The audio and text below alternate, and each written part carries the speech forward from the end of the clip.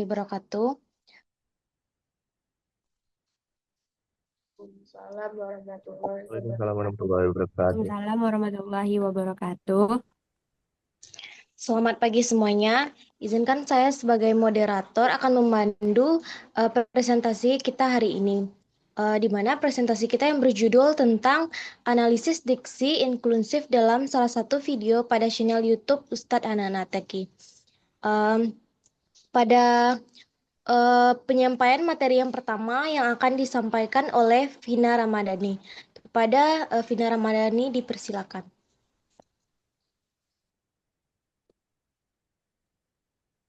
Baiklah, pada bagian pendahuluan, yang pertama itu ada bahasa merupakan sarana utama manusia untuk berinteraksi dan menyampaikan gagasan. Menurut Krida Laksana tahun 2008 pada halaman 24. Bahasa adalah sebuah sistem lama bunyi yang arbitrer yang digunakan oleh anggota masyarakat untuk bekerja sama, berkomunikasi, dan mengidentifikasi diri. Melalui bahasa, seseorang dapat mengekspresikan nilai, ideologi, dan identitas sosialnya. Oleh karena itu, penggunaan bahasa dalam konteks publik seperti dakwah sangat menentukan efektivitas penyampaian pesan kepada khalayak. Dalam kegiatan dakwah, pilihan kata atau diksi menjadi aspek penting yang mempengaruhi daya tarik dan keterpahaman pesan. Menurut Keraf pada tahun 2006. Menyebutkan bahwa diksi adalah kemampuan seseorang dalam memilih kata yang tepat dan sesuai dengan konteks situasi untuk mengungkapkan ide atau gagasannya. Pemilihan diksi yang tepat tidak hanya menentukan keindahan bahasa, tetapi juga membangun hubungan emosional antara pembicara dan pendengar. Seiring dengan perkembangan teknologi informasi, dakwah kini tidak hanya dilakukan secara langsung, tetapi juga bisa melalui media digital seperti YouTube. Menurut Nasrullah, media sosial adalah sebuah ruang komunikasi baru yang memungkinkan pengguna untuk tidak hanya menjadi konsumen, tetapi juga produsen pesan. Dalam konteks dakwah, media ini memberikan peluang luas bagi para pendakwah untuk menyebarkan nilai-nilai keagamaan kepada audiens. Salah satu pendakwah yang aktif menggunakan media sosial adalah Ustadz Hanan Ataki, yang dikenal dengan gaya bahasa yang santai, komunikatif, dan dekat dengan generasi muda. Gaya tutur Hanan Ataki menarik untuk dikaji karena ia sering menggunakan bahasa inklusif. Baiklah, untuk selanjutnya saya kembalikan kepada moderator. Baiklah, terima kasih kepada Vina Ramadhani yang telah menyampaikan pada slide pertama. Selanjutnya yang akan disampaikan oleh Nindya. Kepada Nindya dipersilakan. Baiklah, saya akan menyampaikan bagian tentang metodologi. Eh, Pertama, metode penelitian. Artikel ini menggunakan metode penelitian kualitatif. Metode kualitatif dipilih karena penelitian tidak berfokus pada angka atau statistik, melainkan pada makna, fungsi, dan konteks penggunaan bahasa, khususnya diksi inklusif dalam komentar dan ujaran dakwah di media sosial. Metode ini memungkinkan peneliti memahami fenomena kebahasaan secara mendalam sesuai dengan konteks sosial dan budaya. Yang kedua, pendekatan penelitian. Pendekatan yang digunakan adalah pendekatan analisis wacana kritis. Pendekatan ini digunakan untuk mengkaji bahasa bukan hanya sebagai teks, tetapi juga sebagai praktik sosial yang berkaitan dengan ideologi, kekuasaan, dan relasi sosial. Dalam artikel pendekatan ini merujuk pada pandangan Fairclough 1995 yang menekankan bahwa bahasa mencerminkan dan membentuk realitas sosial. Yang ketiga, teori yang digunakan. Artikel yang menggunakan beberapa landasan teori yaitu yang pertama teori diksi, mengacu pada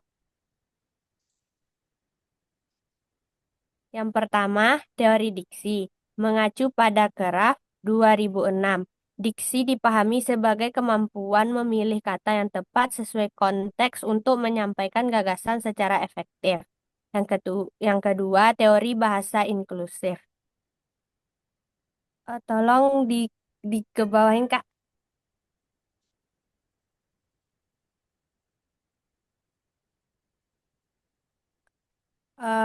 Maaf, yang kedua, teori bahasa inklusif. Berdasarkan Wardog 2006 bahwa inklusif adalah penggunaan bahasa yang menghindari perbedaan sosial dan menciptakan komunikasi yang egaliter. Yang ketiga, teori media sosial. Next, Kak.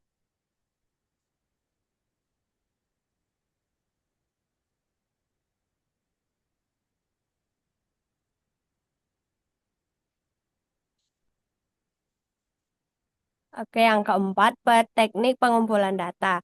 Teknik pengumpulan data yang digunakan adalah dokumentasi. Data dikumpulkan dari transkrip video ceramah Ustadz Hanan Hataki di YouTube, komentar-komentar pada video yang relevan, unggahan atau tanggapan di media sosial yang dinalis secara purposif, pemilihan dan dilakukan secara purposive sampling, yaitu memilih data yang dianggap paling relevan dengan tujuan penelitian, khususnya yang mengandung unsur diksi inklusif. Dan yang kelima, teknik analisis data. Teknik analisis data dilakukan melalui beberapa tahap berikut. Yang pertama, identifikasi data, yaitu menentukan kata, frasa, atau kalimat yang mengandung diksi inklusif.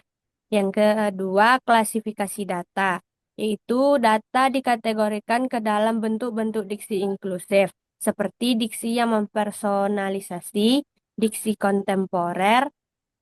Next, Kak.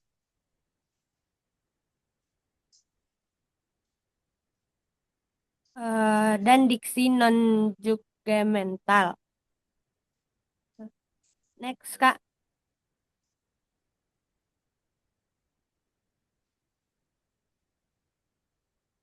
Yang ketiga, interpretasi makna. Selanjutnya, Kak.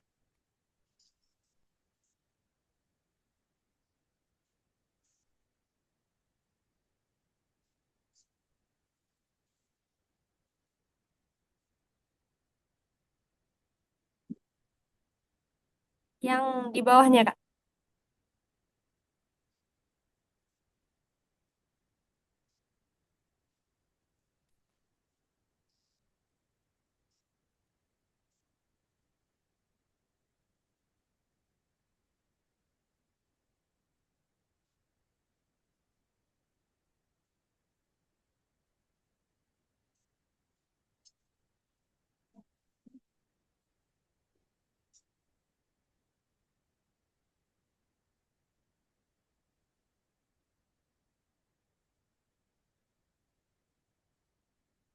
Yang di bawah interpretasi makna itu ada lanjutannya, Kak.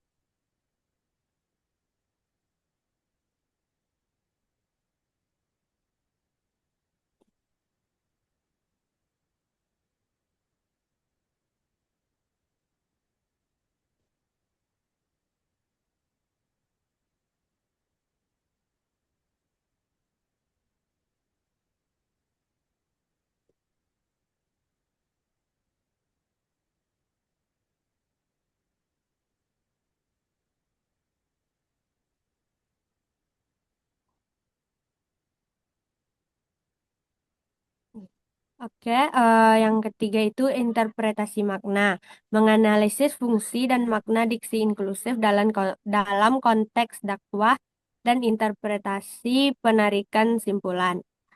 Yang berikutnya,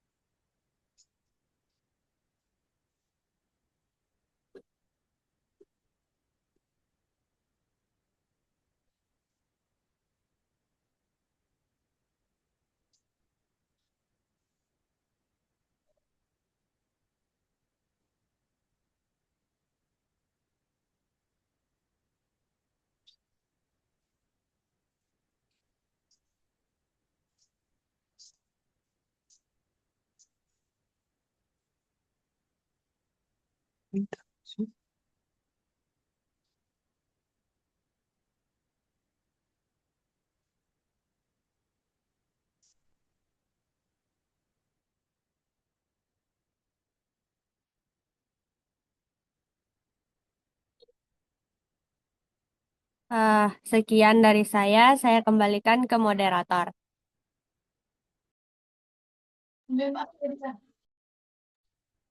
Baiklah, terima kasih kepada Nindi yang telah menyampaikan materinya. Selanjutnya, materi yang akan disampaikan oleh Muhammad Fadil. Kepada Muhammad Fadil dipersilakan. Baik, terima kasih moderator. Saya akan menjelaskan tentang hasil dan eh, pembahasan dari artikel yang sudah kami buat ini. Yang pertama itu adalah hasil penelitian kami.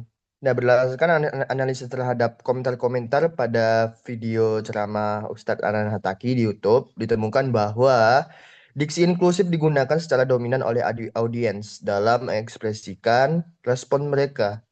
Data menunjukkan bahwa bentuk diksi inklusif muncul pada tingkat kata, frasa, dan kalimat yang mencerminkan sikap kebersamaan, penerimaan, dan tidak diskriminatif. Hasil analisis menunjukkan bahwa diksi inklusif dalam komentar terbagi ke dalam beberapa bentuk utama. Pertama, penggunaan penggunaan kata ganti orang jamak seperti kami dan kita yang berfungsi menyatukan penulis komentar dengan jamaah atau kelompok yang lebih luas. Kata ganti ini menciptakan kesan kolektivitas dan menghilangkan jarak antara individu dan komunitas. Terus yang kedua, penggunaan istilah kelompok umum seperti jamaah, anak muda, dan orang-orang yang digunakan secara netral dan tidak merendahkan kelompok tertentu. Istilah-istilah tersebut mempresentasikan audiens sebagai komunitas luas yang inklusif dan terbuka.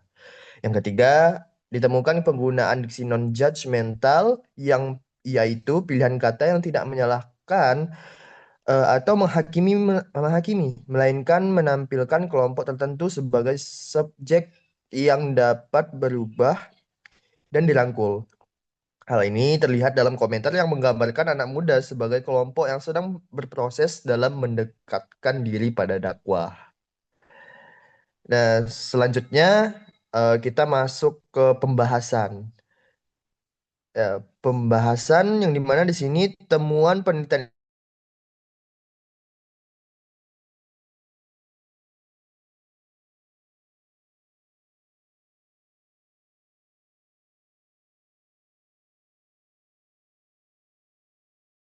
penggunaan diksi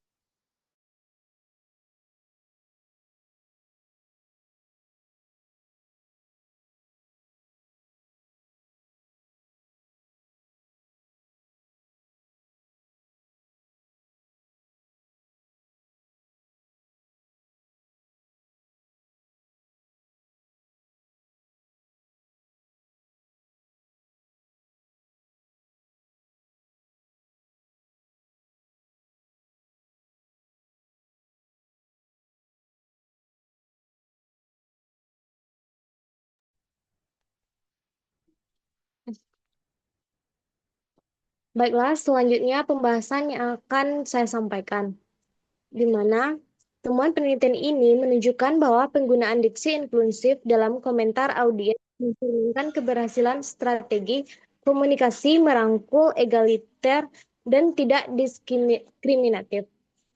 Sejalan dengan konsep bahasa inklusif sebagaimana dikemukakan oleh Wardon 2006, yaitu bahasa yang berupaya menghindari perbedaan sosial dan menciptakan komunikasi yang setara. Penggunaan kata ganti kami dan kita dalam komentar berfungsi sebagai alat linguistik untuk membangun identitas kolektif. Hal ini memperkuat ikatan emosional antara pendakwah dan audiens, serta anggota jamaah itu sendiri. Dari perspektif analisis wacana kritis French 1995, praktik kebahasaan ini mencerminkan relasi sosial yang tidak hierarkis dan berupaya meniadakan jarak kekuatan dalam komunikasi dakwah. Selain itu, Penggunaan istilah anak muda secara netral dan positif menunjukkan adanya pergeseran wacana dakwah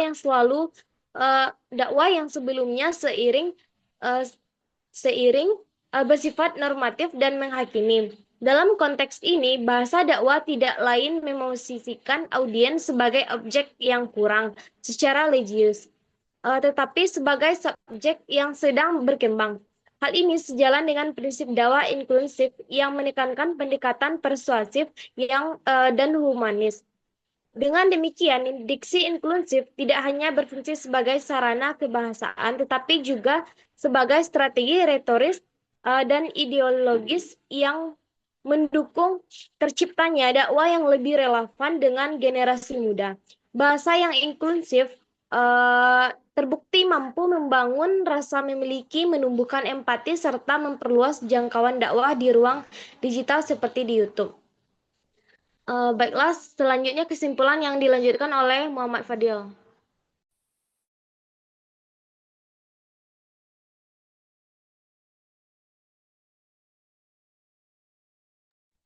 Oke, baik.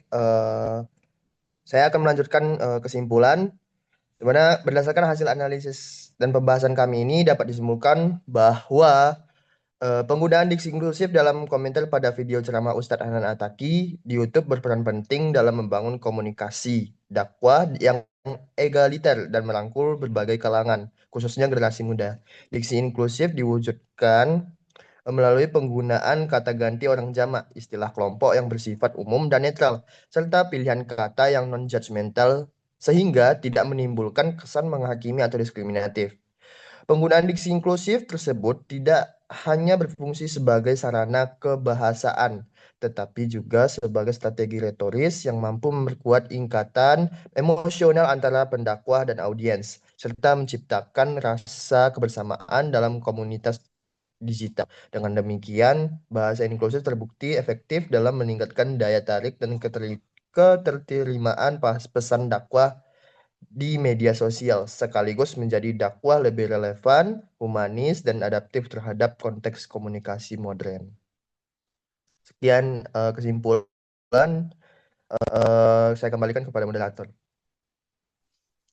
Baiklah, terima kasih kepada kita semua yang telah menyampaikan materi tentang analisis diksi inklusif. Dengan kesimpulan tadi,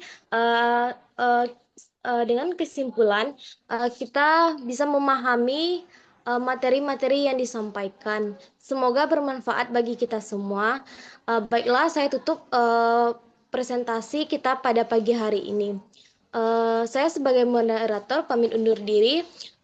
Jikalau ada kesalahan, mohon dimaafkan. Saya sudahi dengan Assalamualaikum warahmatullahi wabarakatuh. Waalaikumsalam warahmatullahi wabarakatuh.